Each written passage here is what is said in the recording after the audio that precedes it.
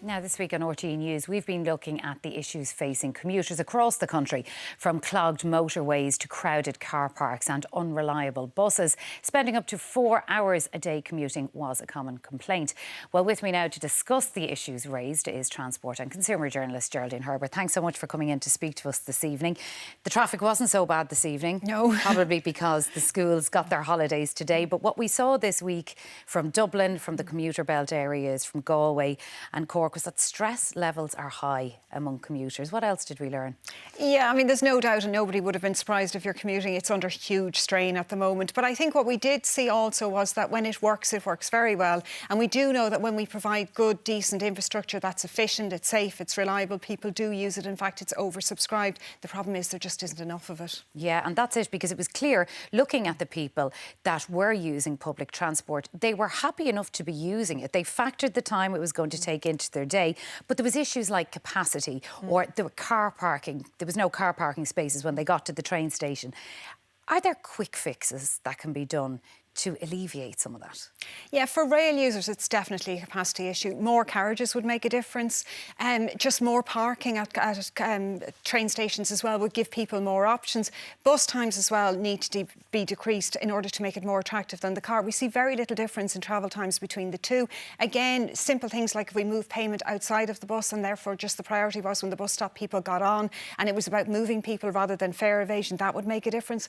I think for drivers, more park and ride at pinch points would make a huge difference, and also obviously managing roadworks so it doesn't like shut the city down when there's roadworks to be done. And also I think for cyclists we see that infrastructure makes a difference. When it's safe, people will choose the bike to go to work, and it is a faster option. Yeah, and there are huge plans, large amounts of money, the largest in the history of the state, being spent on transport infrastructure projects, but a lot of them are caught up in planning delays, and it's going to be years before they come to fruition. So what happens in the meantime?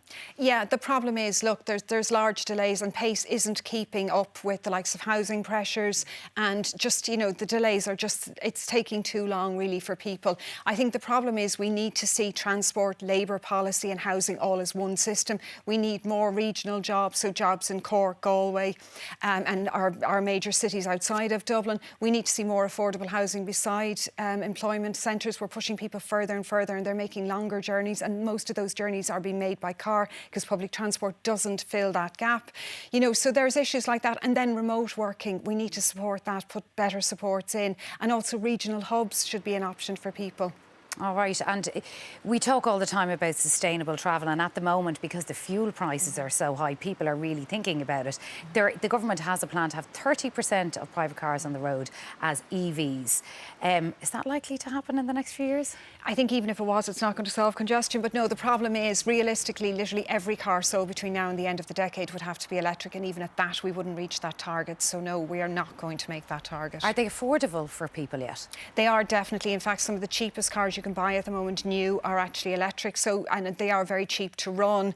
But the problem is there's people in apartments who don't have access to charging, and where you charge makes a big difference in terms of the saving you can make on electric cars. So still a lot to be done to make that network work.